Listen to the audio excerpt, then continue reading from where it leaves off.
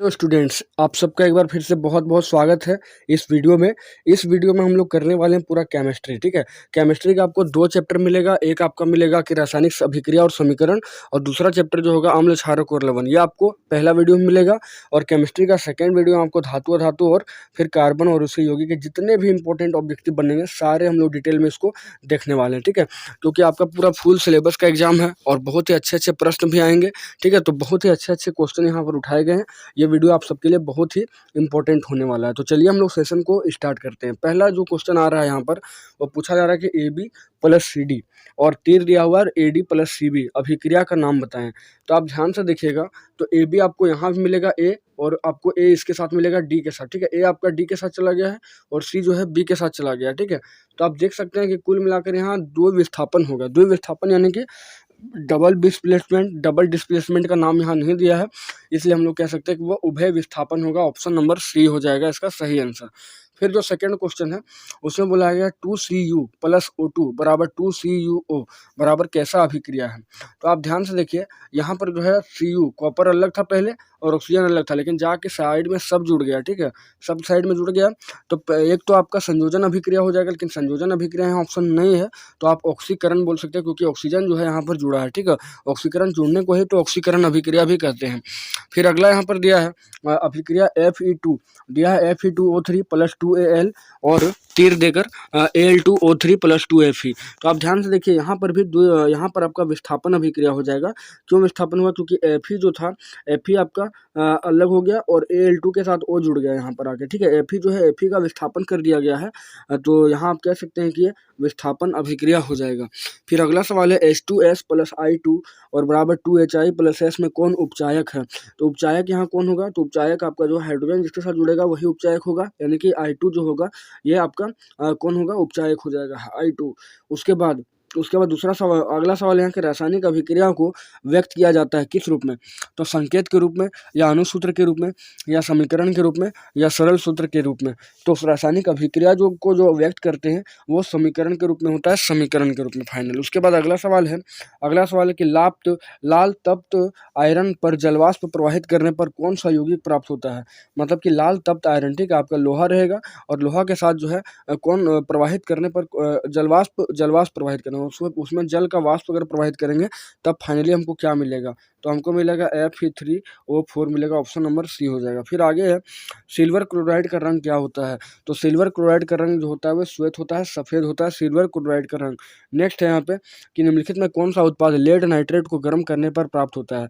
Lead nitrate को गर्म करने पर प्राप्त होता है, तो वो होता है NO2 और O2। NO2 और O2 यानी ऑप्शन नंबर आपका हो जाएगा NO2 और O2, मतलब कि ऑप्शन आपका D हो जाएगा। फिर आगे सवाल है कि समीकरण CaCO3 और बराबर CaO प्लस CO2। यहाँ पर आप देखिए S दिया है ब्रैकेट में, S और G, इसका मतलब क्या है? सॉलिड और गैस है। तो CaCO3 और ये टूट चुका है दो यौगिक में, तो ये क्या हो जाएगा? ये वियोजन अभिक्रिया होगा, नहीं तो फिर इसको अपघटन भी बोल सकते हैं। फिर आगे है 2Cu प्लस O2 बराबर 2CuO। ठीक है, तो ये तो संयोजन अभिक्रिया होगा, लेकिन पूछा गया है कि इस कौन सा कथन यहाँ पर सही है। तो कॉपर का ऑक्सीकरण, या कॉपर का अवकरण, या कॉपर का नाइट्रेशन, या A और B दोनों। तो यहाँ पर जो आप देख सकते हैं कॉपर जाकर जुड़ा है किसके साथ? ऑक्सीजन के साथ, तो हम लोग बोल सकते हैं कॉपर का यहाँ पर ऑक्सीकरण हुआ है, कॉपर का ऑक्सीकरण हुआ है। अगला सवाल है श्वसन किस प्रकार की रासायनिक अभिक्रिया है। तो श्वसन जो है ऊष्माक्षेपी होती है, क्योंकि उसमें कुछ ऊर्जा निकलती है। आगे देखेंगे, बोला गया CuO प्लस H2 बराबर Cu प्लस H2O किस प्रकार की अभिक्रिया है। तो ये अपचयन हो जाएगी, ये हो जाएगी अपचयन, क्योंकि यहाँ पे कॉपर जो है ऑक्सीजन से अलग हो गया है, इसलिए अपचयन होगा। ठीक है, अगर उपचयन होता तो यहाँ पे कॉपर के साथ जुड़ा रहता, पहले ये उपचयन था, बाद में इसका अपचयन हुआ है। अगला देखेंगे फेरस, बोला फेरस सल्फेट यानी कि FeSO4। ठीक है, फेरस सल्फेट यही बनेगा। फेरस सल्फेट का क्रिस्टल जो है किस रंग का होता है। तो फेरस सल्फेट का क्रिस्टल का रंग जो होता है वो हरा होता है। आगे नाइट्रोजन डाइऑक्साइड यानी NO2 के धुएं का रंग क्या होता है। तो इसके धुएं का रंग जो होता है वो भूरा हो जाता है। नेक्स्ट है साग सब्जियों का विघटित होकर कंपोस्ट बनना किस अभिक्रिया का उदाहरण है। तो वो हो जाएगा ऊष्माक्षेपी अभिक्रिया हो जाएगा। नेक्स्ट है उपचयन व अभिक्रिया। उपचयन क्या होता है? तो ऑक्सीजन का योग या हाइड्रोजन का वियोग या इलेक्ट्रॉन का त्याग, तो सभी। देखिए सभी ऑप्शन यहाँ पर सही होगा, क्योंकि उपचयन में क्या होता है, ऑक्सीजन का योग भी होता है। अगर ऑक्सीजन का योग हुआ है तो हाइड्रोजन का पक्का ह्रास होगा, यानी हाइड्रोजन का वियोग होगा, और यहाँ पे इलेक्ट्रॉन का त्याग भी किया जाएगा, इसलिए ऑप्शन नंबर आपका डी सभी हो जाएगा। फिर अगला सवाल है Zn + CuSO4 बराबर ZnSO4 + Cu, ये कैसी अभिक्रिया है? तो ये आपकी हो जाएगी ZnSO4, ये आपके विस्थापन अभिक्रिया होगी, क्योंकि यहाँ पे आप देखिए Zn जो है वह SO4 के साथ जुड़ गया है और Cu को जो है विस्थापित कर दिया है, कॉपर को विस्थापित किया, इसलिए ये विस्थापन अभिक्रिया हो जाएगा। उसके बाद अगला है, निम्नलिखित में कौन सा बुझा हुआ चूना होता है? तो बुझा हुआ चूना जो है कैल्शियम हाइड्रोक्साइड होता है, यानी CaOH2, ऑप्शन नंबर आपका बी रहेगा। अगला, जब मैग्नीशियम फीता को जलाया जाता है तो उत्पन्न आग की लौ होती है कैसी? तो जब मैग्नीशियम फीता को जलाया जाता है, ठीक है, तो उत्पन्न आग की लौ कैसी होती है? तो चमकीली उजली होती है, चमकीली उजली। अगला सवाल यहाँ पर आ रहा है कि रासायनिक अभिक्रिया के दौरान किसी पदार्थ में ऑक्सीजन का ह्रास क्या कहलाता है? तो ऑक्सीजन का ह्रास जो है वो क्या कहलाता है? अपचयन कहलाता है। और हाइड्रोजन का योग जो है वो क्या कहलाता है? उपचयन कहलाता है, ठीक है। तो ऑक्सीजन का ह्रास बोला है, ऑक्सीजन का ह्रास बोला है, ठीक है। ऑक्सीजन का ह्रास यानी कि हाइड्रोजन का जुड़ना, तो हाइड्रोजन का जुड़ना अपचयन होता है, और ऑक्सीजन का जुड़ना और हाइड्रोजन का ह्रास क्या कहलाता है? उपचयन कहलाता है। और दोनों को जब मिला देंगे तो ये रेडॉक्स अभिक्रिया होगा, और इसको ऑक्सीकरण और अवकरण भी बोलते हैं। ऑक्सीकरण यानी कि ऑक्सीजन का जुड़ना, और अवकरण का मतलब हाइड्रोजन का जुड़ना। फिर आगे है FeSO4 Fe + CuSO4 बराबर Cu + FeSO4।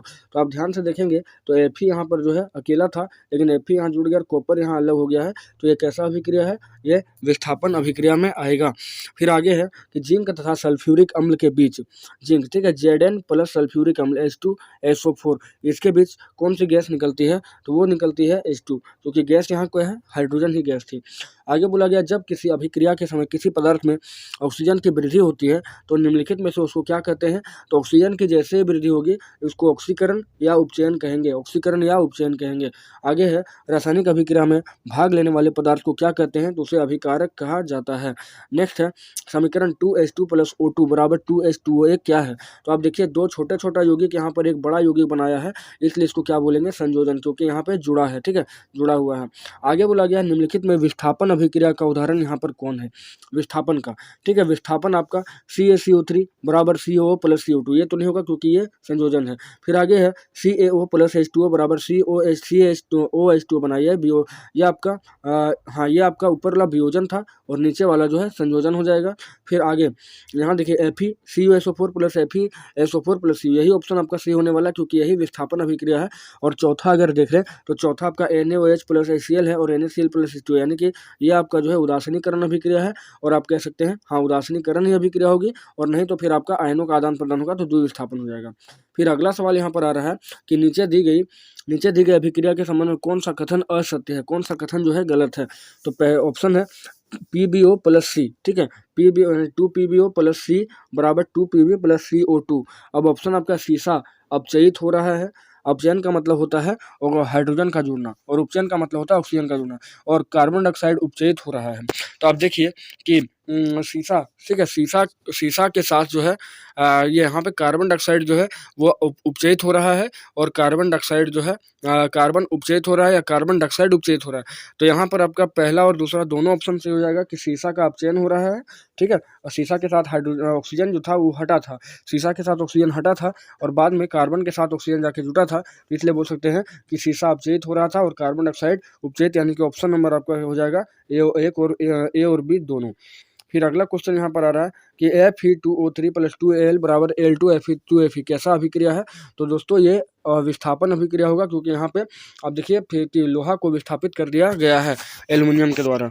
फिर आगे है कि निम्नलिखित में से कौन सा एक भौतिक परिवर्तन नहीं है?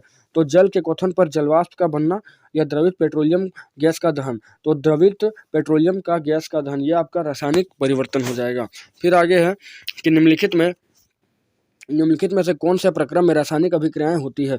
तो एक गैस सिलेंडर में निम्न दाब पर ऑक्सीजन का भंडारण या वायु का द्रवीकरण या उच्च ताप पर वायु की उपस्थिति में कॉपर के तार को गर्म करना। तो यही होगा रासायनिक अभिक्रिया कि उच्च ताप पर उपस्थिति में कॉपर की तार को गर्म करना। फिर अगला है जल का विद्युत अपघटन का एक अपघटन अभिक्रिया है।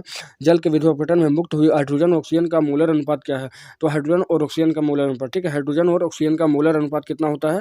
तो वो होता है 2:1, हाइड्रोजन 2 है और ऑक्सीजन का 1 अनुपात है।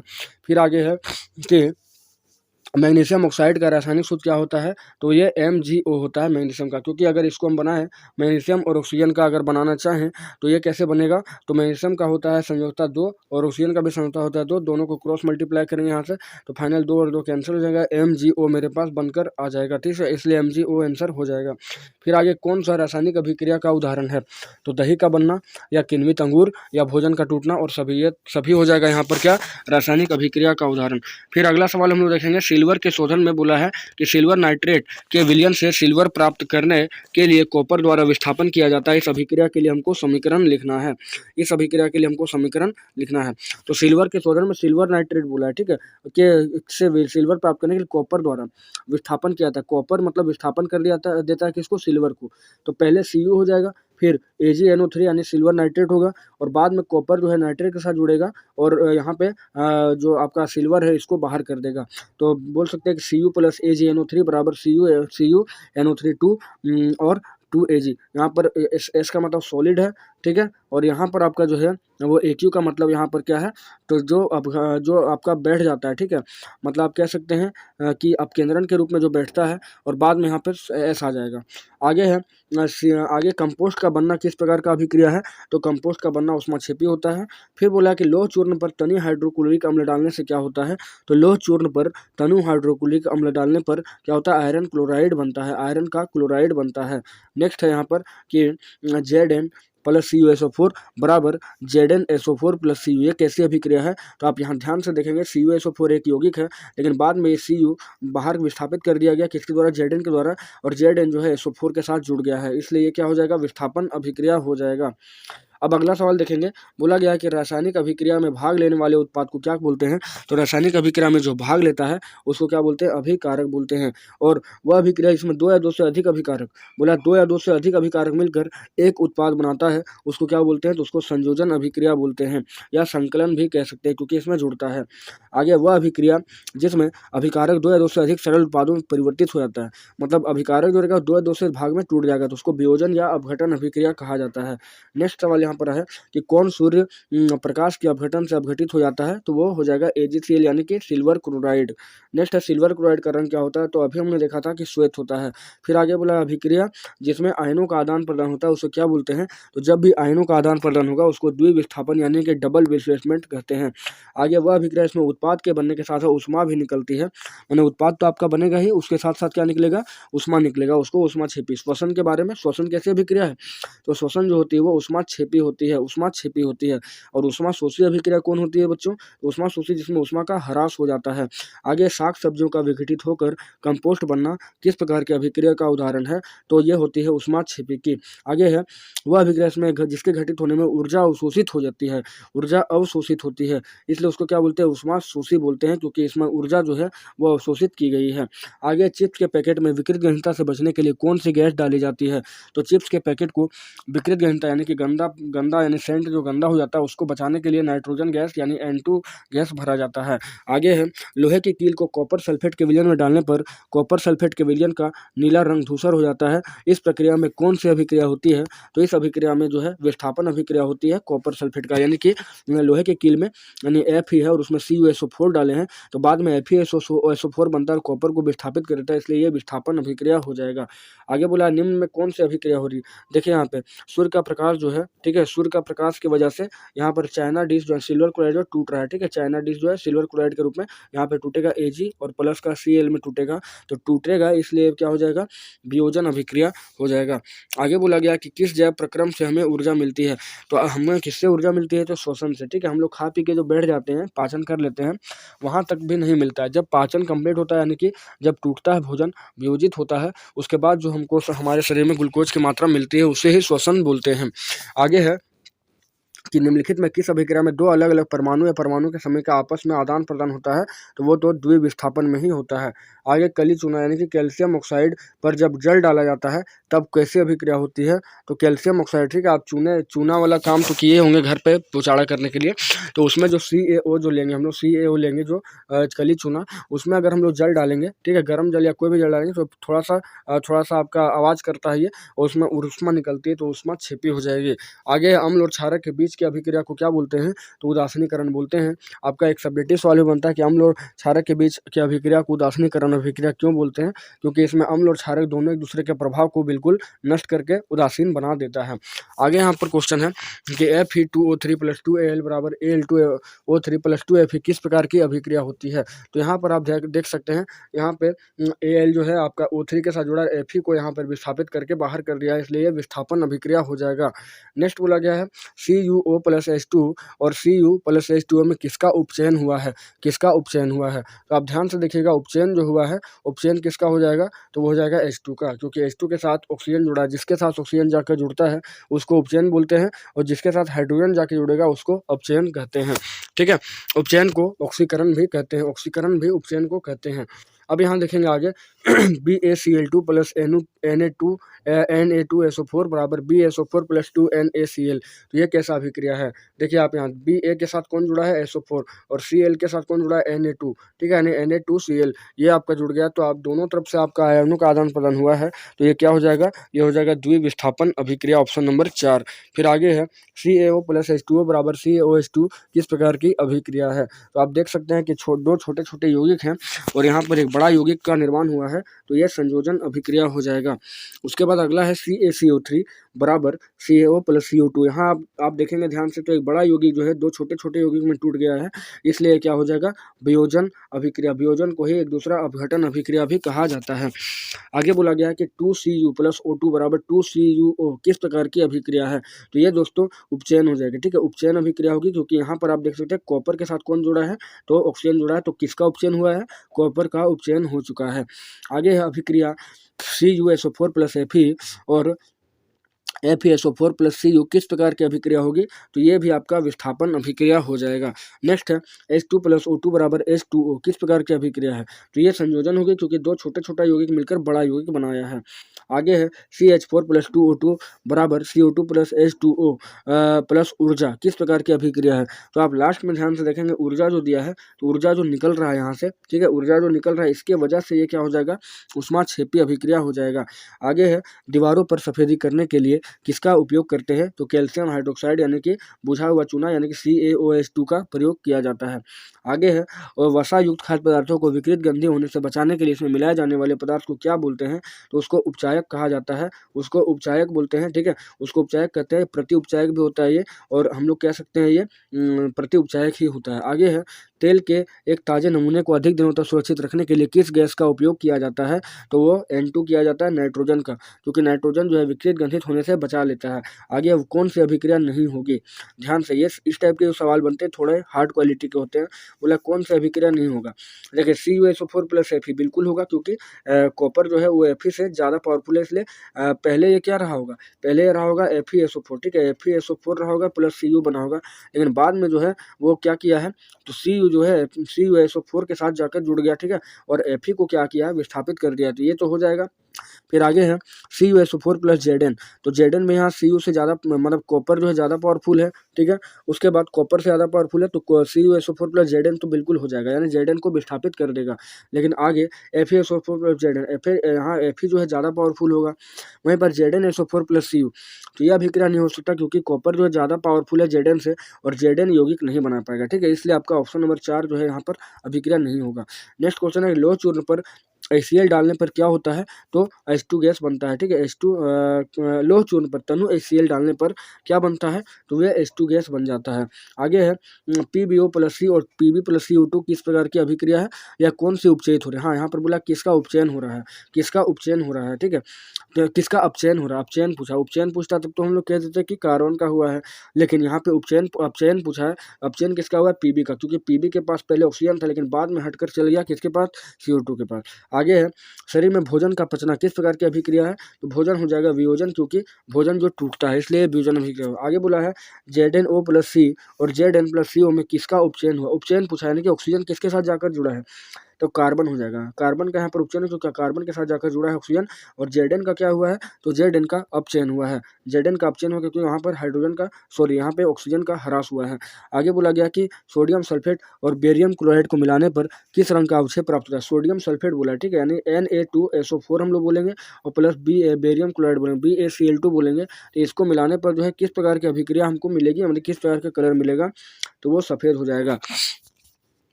फिर आगे बोला कौन संतुलित समीकरण है, आपको इस टाइप का एक समीकरण दे देगा, यानी तो फिर संतुलित करने तो पक्का ही देगा। तो यहाँ पे देखिए NaCl + 2H2 बराबर 2NaOH + Cl2 + H2, ये आपका समीकरण संतुलित है। क्या है कि आप ध्यान से देखिए, यहाँ पे ऑक्सीजन आपका एक है, ठीक है, ऑक्सीजन आपका एक है और यहाँ पे 2H2, ठीक है, ऑक्सीजन यहाँ पे 2 लगा देंगे तभी ना होगा। अच्छा, समीकरण संतुलित बोला है ना, हाँ, तो पहला समीकरण संतुलित नहीं होगा। दूसरा है 2NaCl + H2O, तो दो थो आपका सोडियम इधर है, 2 सोडियम इधर, क्लियर हो गया कि Cl यहाँ 2 2 4 हो जाता है, ठीक है, और यहाँ भी 2 ही रहेगा, इसलिए आपका ये जो है समीकरण संतुलित नहीं है। ऑप्शन नंबर 3 देखेंगे, बोला 2NaCl, यानी कि आपका जो है यहाँ पे दो आपका नाइट्रोजन हुआ, सोडियम हुआ, 2 सोडियम यहाँ भी हुआ, Cl भी 2 हुआ, Cl 2 हुआ, ठीक है, हाइड्रोजन आपका यहाँ कितना 2 और 2 4 हुआ, यहाँ पे 2 और यहाँ पे भी 2 4 हुआ, ऑक्सीजन 2 हुआ, यहाँ पे 2 हुआ, तो तीसरा ऑप्शन यहाँ पर सही हो जाएगा, संतुलित हो जाएगा तीसरा समीकरण।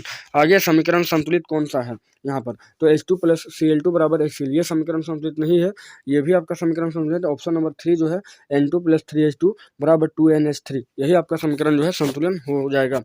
फिर आगे बोला है इसमें कि दिया गया समीकरण में कौन सा समीकरण संतुलित है, तो CaOH2 + CO2 बराबर CaCO3 + H2O, पहला ही समीकरण यहाँ पर संतुलित हो जाना चाहिए क्योंकि Ca यहाँ एक है, Ca यहाँ एक है, Ca यहाँ एक है, ठीक है, CO3, तो CO2 यहाँ एक है और O2 यहाँ है, ठीक है, CO2 और CO3, तो आप ध्यान से देखेंगे तो कार्बन यहाँ पर मेरे को 3 मिलेगा, ठीक है, और यहाँ पर कार्बन जो है एक है कार्बन, अगर इस तरह से हम लोग देखेंगे, और यहाँ 2 है तो 3 हो जाएगा, और H2O जो है ये भी आपका बन जाएगा, तो ऑप्शन नंबर आपका 1 हो जाएगा। नेक्स्ट है समीकरण संतुलन है, समीकरण जो है वो संतुलित है, ठीक है, बोला Na + 2H2O बराबर 2NaOH + H2। अब ध्यान से देखिए, यहाँ पर सोडियम एक है लेकिन यहाँ पर सोडियम 2 है, तो यह समीकरण संतुलन नहीं है। दूसरा देखते हैं, दूसरा ऑप्शन बोला है CH4 + 2O2 बराबर CO2 + 2H2O, ठीक है। अब देखिए यहाँ पर CH4, कार्बन कितना है 4 है, और कार्बन यहाँ 2 है, कार्बन 1 है, ठीक है, और कार्बन यहाँ भी 1 है, यहाँ हो गया क्लियर। H4, H आप देखिए 2 यहाँ पे और 2 यहाँ पे 4 हुआ, और ऑक्सीजन यहाँ 2 दूना 4 है, तो 2 और 2 4 यहाँ पर क्लियर हो जाएगा। ऑप्शन नंबर आपका 2 जो होगा यहाँ पर संतुलन है। नेक्स्ट बोला गया निम्नलिखित में कौन सी समीकरण संतुलित है यहाँ पर, तो Na2 यहाँ पर आपका हो जाएगा ऑप्शन नंबर 4, ठीक है, Zn + CuSO4 और ZnSO4 + Cu। SO4 देखिए, सल्फेट देखिए, सल्फेट यहाँ पे 4 है, Zn अकेला है, Zn यहाँ पे अकेला, Cu अकेला, Cu अकेला, तो ऑप्शन नंबर आपका डी यहाँ पर क्या हो जाएगा, सही हो जाएगा। फिर आगे बोला है दिए गए समीकरण में कौन सा समीकरण संतुलित है, तो कौन सा यहाँ पर समीकरण संतुलित है, AgNO3 + NaCl बराबर NaNO3 और AgCl। देखिए यहाँ पे NO3 नाइट्रेट जो है 3 है, मतलब नाइट्रेट है और नाइट्रेट यहाँ भी है, और सोडियम यहाँ है, सोडियम यहाँ अकेला है, क्लोरीन यहाँ पे अकेला है, क्लोरीन यहाँ भी अकेला है, और सिल्वर यहाँ अकेला है, सिल्वर यहाँ भी अकेला है, तो ऑप्शन नंबर आपका 1 ही यहाँ पर सही हो जाएगा। फिर आगे बोला निम्नलिखित में से कौन सी अभिक्रिया यहाँ पर संतुलित है, ठीक है, तो FeH2, देखो Fe तो होगा नहीं क्योंकि Fe यहाँ अकेला, Fe यहाँ 3 हो गया, यहाँ तो होगा नहीं। फिर यहाँ पे बोला 3Fe, यहाँ 3Fe, यहाँ तो अभी तक तो क्लियर है। फिर H2, यहाँ पे 4 दूना 8 H2 है, यहाँ 2 तो ये भी नहीं होगा। ऑप्शन नंबर 3 देख लेते हैं, बोला 3Fe, मतलब लोहा 3 है, यहाँ भी लोहा 3 है। ऑक्सीजन का जो बात करें तो ऑक्सीजन आपका 4 बैठा आगे, इसलिए ऑक्सीजन 4 हो जाएगा यहाँ पे, और 4 दूना 8 H2 है, तो 4 दूना 8 H2 यहाँ है। बिल्कुल हम लोग तीसरा नंबर ऑप्शन आँख मूंद कर सही करेंगे। फिर आगे संतुलित समीकरण, बहुत सारा सवाल यहाँ से ले रखे हैं हम लोग, ठीक है। इसमें बोला गया 3Fe + 4H2O बराबर Fe3O4 + 4H2O, पहला ही ऑप्शन यहाँ पर क्या हो जाएगा, संतुलित हो जाएगा। फिर यहाँ बोला है कि संतुलित समीकरण यहाँ पर कौन है, तो आप ध्यान से देखेंगे PbNO3 2 और PbONO2 + O2, ये समीकरण संतुलित नहीं होगा। फिर K + H2O बराबर KOH + H2, देखिए यहाँ पे ध्यान से, अब H2 यहाँ है 2 और H2 यहाँ 2, ठीक है, और दूसरा बोला गया K और KOH, तो ये तो समीकरण हो देख लेते हैं एक बार, अगर हो जाए तो ठीक है। तीसरा भी ऑप्शन चेक करेंगे, तीसरा ऑप्शन जो है MnO2, ठीक है, तो Mn यहाँ अकेला है, यहाँ Mn अकेला, क्लियर है। यहाँ पे O2 O आपका 2 बैठा आगे, इसलिए O2 यहाँ क्लियर है। HCl, ठीक है, Cl2 2 है और Cl2 2 है, तो Cl भी 4 है यहाँ पर, और हाइड्रोजन हमको देखना है, हाइड्रोजन 4 यहाँ पर हो जाएगा। ऑप्शन नंबर 3 ही आपका यहाँ पर संतुलित हो जाएगा। फिर आगे बोला गया कि जब ऑक्सीजन की उपस्थिति में मैग्नीशियम रिबन का दहन होता है तब मैग्नीशियम ऑक्साइड बनता है। मैग्नीशियम ऑक्साइड का बनना कैसा होता है? तो यह रासायनिक अभिक्रिया होती है, क्योंकि रासायनिक परिवर्तन है ये। फिर आगे बोला है Mg+O2 बराबर MgO में अभिकारक कौन है? तो अभिकारक कौन हो जाएगा? तो Mg भी अभिकारक है और O2 भी अभिकारक है, तो दोनों हो जाएगा, ठीक है। और बाद में जो बना है MgO, ये क्या बनेगा? उत्पाद बनेगा। फिर आगे बोला है कि H2+O2 बराबर 2H2O में उत्पाद क्या है? तो उत्पाद फाइनल मेरे पास क्या बन के आया है? जल आया। ऑक्सीजन और हाइड्रोजन लिए, बाद में जल आया, तो जल ही उत्पाद हो जाएगा। फिर आगे है Mg+O2 बराबर MgO, एक क्या है? तो एक यहाँ पर संतुलित रासायनिक समीकरण है। क्यों? क्योंकि Mg मैग्नीशियम 2 है, यहाँ पर मैग्नीशियम 2 है, ऑक्सीजन 2 है, ऑक्सीजन भी 2 है, तो ये संतुलित रासायनिक समीकरण होता है। आगे बोला गया है कि समीकरण 2Mg+O2 और 2MgO प्लस में MgO की भौतिक अवस्था क्या है? तो MgO जो बाद में बनेगा वो मैग्नीशियम जो बनेगा, मैग्नीशियम ऑक्साइड, ये ठोस बनेगा, इसलिए ऑप्शन नंबर 2 हो जाएगा। आगे मैग्नीशियम का फीता हवा में जलना कैसा अभिक्रिया है? तो ये हो जाएगा ऊष्माक्षेपी, क्योंकि इसमें कुछ ऊष्मा का उत्पत्ति होगा। फिर आगे बोला गया किस नियम की पुष्टि के लिए रासायनिक समीकरण को संतुलित किया जाता है? तो रासायनिक समीकरण जब संतुलित करते हैं तो द्रव्यमान को बराबर किया जाता है, यानी द्रव्यमान संरक्षण के नियम को संतुलित करने के लिए। आगे बोला गया यौगिक X का नाम बताएं जिसे पानी में घोलकर दीवार की सफेदी करते हैं, तो वो हो जाएगा कैल्शियम हाइड्रोक्साइड, जिसका साफ करते हैं। फिर आगे बोला कि यौगिक Y का नाम बताएं जो यौगिक X को पानी में मिलाने से बना है, तो बनने के बाद मैंने फाइनल क्या बना है? तो कैल्शियम हाइड्रोक्साइड बना है। यहाँ कैल्शियम ऑक्साइड मिलाए थे और यहाँ कैल्शियम हाइड्रोक्साइड बना है। फिर आगे बोला संगमरमर का रासायनिक सूत्र क्या होता है? तो संगमरमर होता है कैल्शियम कार्बोनेट, यानी कि CaCO3 हो जाएगा। फिर आगे बोला किस यौगिक को बनने के कारण दीवारों में चमक आती है? तो यहाँ पर हो जाएगा दीवारों में चमक जो आती है वो संगमरमर CaCO3, ठीक है। CaOH2 यहाँ, हाँ, दीवारों में सफ़ेद जो चमक आती है वो आपका CaOH2 के वजह से आता है। फिर आगे मनुष्य को जीवित रहने के लिए ऊर्जा की आवश्यकता होती है, यह ऊर्जा हमें कहाँ से मिलती है? तो यह ऊर्जा हमें भोजन से मिलती है और भोजन के टूटने से मिलती है। आगे कार्बोहाइड्रेट पाया जाता है किसमें? तो चावल, आलू, रोटी, सभी में यहाँ पर कार्बोहाइड्रेट पाया जाता है। आगे शरीर में कार्बोहाइड्रेट के टूटने से क्या बनता है? तो शरीर में जब कार्बोहाइड्रेट टूटता है तो हमें C6H12O6 यानी कि ग्लूकोज मिलता है। आगे बोला गया ग्लूकोज हमारे शरीर में कोशिकाओं में उपस्थित ऑक्सीजन की अभिक्रिया से क्या कर देता है? कर हमें क्या देता है? तो ग्लूकोज हमारे शरीर में कोशिका में उपस्थित ऑक्सीजन से अभिक्रिया करके हमें ऊर्जा देता है। आगे है शरीर में भोजन का पचना कैसा अभिक्रिया है? तो यह वियोजन अभिक्रिया का उदाहरण होता है। आगे बोला चूना का रासायनिक नाम क्या होता है दोस्तों? तो चूना का होता है कैल्शियम ऑक्साइड, और चूना का रासायनिक सूत्र क्या होता है? तो CaO होता है। सिंपल से चूना का होता है तो CaO। आगे वियोजन अभिक्रिया क्या है? तो वियोजन अभिक्रिया एक ऊष्माक्षेपी होती है, ऊष्माशोषी। तो वियोजन अभिक्रिया में ऊष्मा का ह्रास भी होता है, इसलिए ऊष्माशोषी अभिक्रिया हम लोग कह सकते हैं। नेक्स्ट बोला ऊष्मा वियोजन अभिक्रिया में ऊष्मा के द्वारा जो वियोजित अभिक्रिया यहाँ पर कौन सा है? तो CaCO3 और बराबर CaO+CO2। क्यों? यहाँ पर ऊष्मा देने से जो एक बड़ा यौगिक जो है वो छोटे छोटे यौगिक में टूटा है, इसलिए ऊष्मा वियोजन अभिक्रिया होगा। फिर बोला प्रकाश वियोजन अभिक्रिया, तो प्रकाश मिलने से कहाँ पर हुआ है? तो प्रकाश मिलने से आपका 2AgCl + 2Ag+Cl2 है, तो यही आपका ऑप्शन सही हो जाएगा। नेक्स्ट बोला विद्युत वियोजन, यानी कि विद्युत के द्वारा जो टूटा गया है, तो देखिए विद्युत यानी जो कैथोड और एनोड बनाकर तोड़ा जाता है उसी को विद्युत वियोजन बोलते हैं, और यहाँ पर जल को तोड़ा गया H2+O2 में, तो ऑप्शन नंबर आपका 1 होगा। फिर आगे बोला गया कि वियोजन अभिक्रिया किस अभिक्रिया के विपरीत होता है? तो आप सबेटिव्स वाले को देता है संयोजन अभिक्रिया को वियोजन के विपरीत क्यों बोलते हैं? तो वियोजन के विपरीत कौन होता है? तो संयोजन ही होता है। नेक्स्ट बोला जल के विद्युत विच्छेदन से ऋण इलेक्ट्रॉन कैथोड पर कौन सी गैस उत्पन्न होती है? तो जल के विद्युत विच्छेदन से ऋण यानी कैथोड पर जो है हाइड्रोजन उत्पन्न होता है और एनोड पर जो होता है वो ऑक्सीजन उत्पन्न होता है। ध्यान से आप देखेंगे कि धन इलेक्ट्रोड कौन होता है? एनोड होता है, और ऋण इलेक्ट्रोड कौन होता है? कैथोड होता है। तो कैथोड पर हाइड्रोजन उत्पन्न होता है और एनोड पर जो है ऑक्सीजन जमा हो जाता है। फिर है जल का सूत्र क्या है? तो H2O होता है जल का सूत्र। आगे है जल में हाइड्रोजन गैस ऑक्सीजन गैस से कितना होता है? तो जल में हाइड्रोजन जो होता है वो दुगुना होता है, देख के पता चल जाएगा, ऑक्सीजन का दुगुना कितना होता है? हाइड्रोजन होता है। फिर आगे जल के विद्युत विच्छेदन से एनोड पर एकत्रित गैस क्या होती है? तो एकत्रित गैस जो होती है वो जलती है लेकिन कोई ध्वनि उत्पन्न नहीं करती है। नेक्स्ट है कि सूर्य प्रकाश की उपस्थिति में सिल्वर क्लोराइड का रंग श्वेत रंग किस रंग में बदल जाता है? जो सूर्य प्रकाश मिलता है उसमें पहले तो सिल्वर क्लोराइड का रंग सफ़ेद होता है, लेकिन बाद में थोड़ा धूसर हो जाता है। नेक्स्ट बोला गया है कि सिल्वर क्लोराइड की तरह ही सूर्य प्रकाश में अभिक्रिया करेगा कौन? तो सिल्वर ब्रोमाइड भी कर सकता है। सिल्वर ब्रोमाइड यानी कि AgBr, ठीक है, AgBr, क्योंकि Br जिसके साथ जुड़ता है उसको ब्रोमाइड ही कहते हैं। आगे बोला गया है प्रकाशीय वियोजन यहाँ पर कौन है? तो देखिए AgBr जो है अभी हम लोग देखे थे, तो AgBr जो आपका है वो सूर्य के प्रकाश मिलने से Ag + Br में जाकर टूट गया है, इसलिए आपका हो जाएगा प्रकाशीय वियोजन पहला ऑप्शन। नेक्स्ट है संतुलित रासायनिक समीकरण यहाँ पर कौन है? AgCl और 2AgCl बराबर सूर्य का प्रकाश मिला है और Ag + Cl2 बना है। तो आप ध्यान से देखेंगे Ag मेरे पास 2 है और Cl भी 2 है, Ag 2 है, Cl 2 है, तो पहला ऑप्शन यहाँ पर सही हो जाएगा। फिर बोला कॉपर सल्फेट के घोल का रंग कैसा होता है? तो कॉपर सल्फेट के घोल का रंग नीला होता है, ठीक है, नीला हो जाता है। नेक्स्ट है कॉपर सल्फेट के क्रिस्टलन का सूत्र क्या होता है? तो कॉपर सल्फेट का क्रिस्टलन का सूत्र होता है CuSO4 और 5 H2O, 5 अणु होते हैं जल के, 5 अणु होते हैं यानी CuSO4 5 फिर है कॉपर सल्फेट घोल से लोहे द्वारा कॉपर को अलग कर देना कैसे अभिक्रिया होती है? तो वो विस्थापन अभिक्रिया हो जाती है। नेक्स्ट है कॉपर एवं लोहा यानी कि कॉपर Cu + लोहा धातु में कौन अधिक अभिक्रियाशील है? तो हो जाएगा लोहा, ठीक है, लोहा सबसे ज़्यादा अभिक्रिया, मतलब इससे कॉपर और लोहा के बीच में लोहा अधिक अभिक्रियाशील है। नेक्स्ट है कॉपर सल्फेट के विलयन से लोहा धातु द्वारा कॉपर धातु का अलग हो जाना क्या होता है? तो वो विस्थापन अभिक्रिया होती है। नेक्स्ट हम लोग देखेंगे, बोला है रासायनिक अभिक्रिया Zn + CuSO4 बराबर CuZnSO4 क्या दर्शाता है? तो यह जो है विस्थापन अभिक्रिया को बताया जाता है इसमें।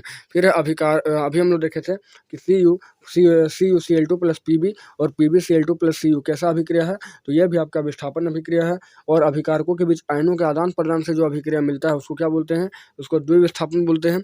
फिर आगे उपचयन में क्या होता है? उपचयन में ऑक्सीजन की वृद्धि होती है और अपचयन में ऑक्सीजन में ऑक्सीजन का योग होता है उपचयन में, ठीक है, उपचयन अभिक्रिया में क्या होता है? ऑक्सीजन की वृद्धि होती है और उपचयन अभिक्रिया में ऑक्सीजन का योग होता है। दोनों सवाल एक जैसा था। आगे है अपचयन अभिक्रिया में क्या होता है? तो अपचयन में हाइड्रोजन का योग होता है और ऑक्सीजन का ह्रास होता है, हाइड्रोजन का जुड़ना होता है और ऑक्सीजन का ह्रास होता है। ऑप्शन में दिया हाइड्रोजन का ऑक्सीजन का ह्रास, तो यही ऑप्शन सही हो जाएगा।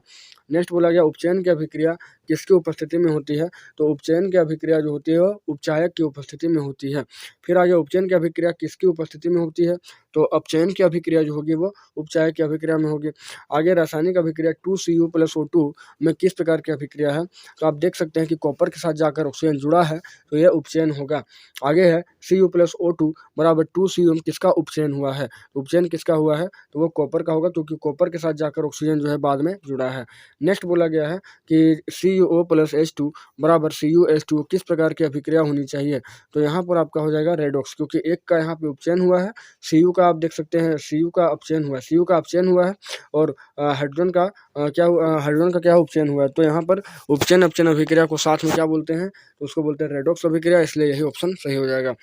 फिर अगला क्वेश्चन यहाँ पर है CuO + H2 और Cu + H2O में क्या हुआ है? तो CuO एक उपचायक है और H2 आपका अपचायक है, ठीक है, CuO जो बनेगा यह क्या है? उपचायक है और H2 आपका अपचायक है, ऑप्शन नंबर 1 हो जाएगा। फिर आगे बोला गया अभिक्रिया CuO + H2 और Cu + H2O में उपचायक कौन है? उपचायक यहाँ पर CuO होगा। आगे है अपचायक कौन है? बोला है इसी अभिक्रिया में अपचायक कौन है? तो अपचायक यहाँ पर हाइड्रोजन हो जाता। नेक्स्ट है कि अभिक्रिया CuO, ठीक है, अभिक्रिया जो है वो CuO + H2 और बराबर Cu + H2O में उपचयित पदार्थ यहाँ पर क्या है? उपचयित, तो उपचयन किसका हुआ है? तो वो Cu का हुआ है, तो इसलिए Cu यहाँ पर उपचयन अभिक्रिया हो जाएगा।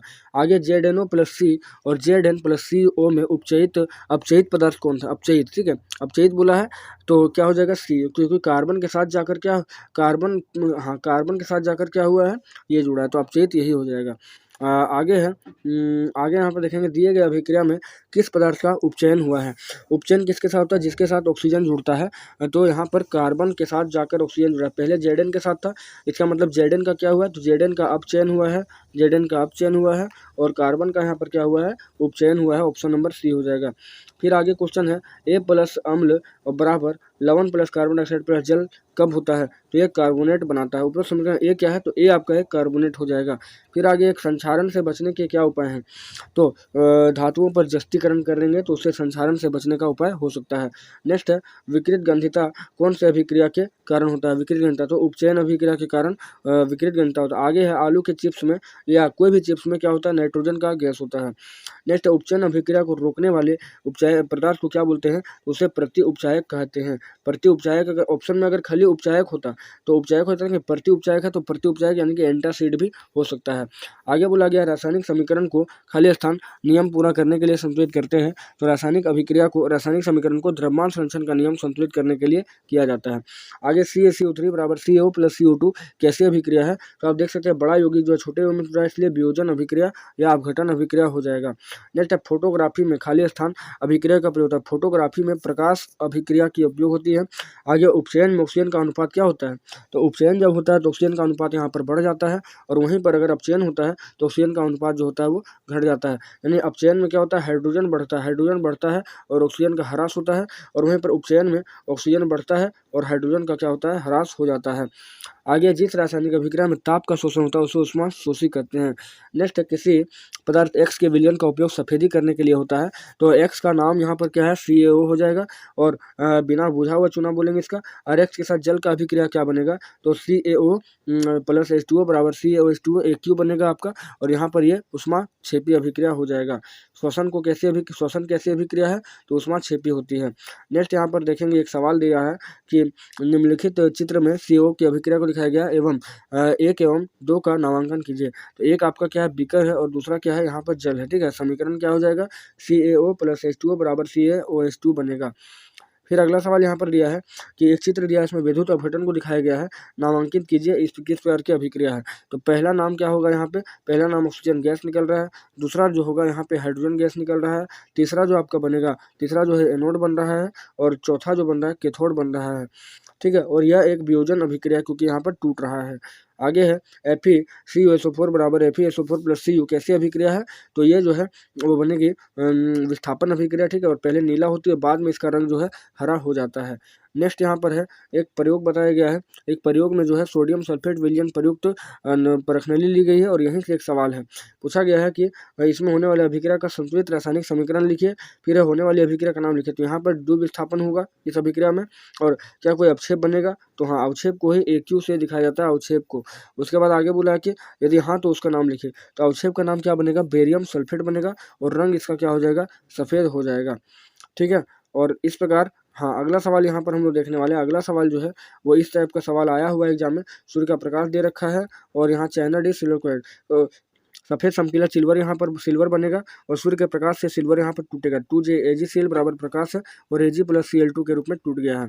फिर अगला सवाल यहाँ पर देखिए जैक 2014 के रूप में आया हुआ है। ये 2014 में जब हम लोग एग्जाम दे रहे थे तब आया था और 2020 में भी आ चुका है। बोला गया है कि एक बीकर दिया हमको, जल दिया, कैल्शियम ऑक्साइड दिया और इससे बोला इस प्रयोग में किस यौगिक का निर्माण हो रहा है? अभिक्रिया का रासायनिक समीकरण लिखें। तो इस अभिक्रिया में जो है कैल्शियम ऑक्साइड बनने वाला है। ठीक है, कैल्शियम इसमें जो है यह अभिक्रिया ऊष्माक्षेपी है, ऊष्माशोषी है। तो यह अभिक्रिया जो है वह ऊष्माक्षेपी अभिक्रिया क्योंकि इसमें CaOH2 यानी कि चूना बनने के बाद कुछ ना कुछ ऊर्जा यहाँ पर निकलेगा। ठीक है, और ये जो है इसमें बोला गया है कि कॉपर के लाल भूरे चूर्ण को चित्रानुसार यहाँ पर दिखाया गया है। ठीक है, और इसमें से क्या हो रहा है? तार की जाली, त्रिपादी बैठकी, बर्नर दे दिया, सब कुछ दे दिया और कॉपर ऑक्साइड यहाँ रहेगा कि नाम लिखे, किसका नाम है? इसमें होने वाला अभिक्रिया, तो इसमें अभिक्रिया जो हो रहा है वो रेडॉक्स अभिक्रिया है क्योंकि उपचयन और अपचयन दोनों हुआ है और अभिक्रिया जो होगा वो CuO प्लस H2 बराबर Cu प्लस H2O होने वाला है। तो इस प्रकार हम कह सकते हैं कि ये रेडॉक्स अभिक्रिया है। तो उम्मीद है कि आप सबको ये वीडियो अच्छा लगा होगा। इसमें चैप्टर 2 नहीं हो पा रहा है, अगला कोई वीडियो आपको चैप्टर 2 दे देंगे, अम्ल क्षारक और लवण। ठीक है, तो ये बहुत ही लंबा वीडियो था और यहाँ पर आप की रासायनिक अभिक्रिया से रिलेटेड जितने भी टाइप के सवाल बनेंगे सारा हम लोगों ने डिस्कस किया है। ये वीडियो बहुत लंबा हो जा रहा है इसलिए अभी इसी को अपलोड करेंगे, आपको सेकेंड पार्ट आपको जल्द ही मिल जाएगा। ठीक है, तो आशा करते हैं वीडियो अच्छा लगा होगा, तो चैनल को जरूर सब्सक्राइब करके बेल आइकन को प्रेस करें। मिलते हैं हम लोग नेक्स्ट वीडियो में।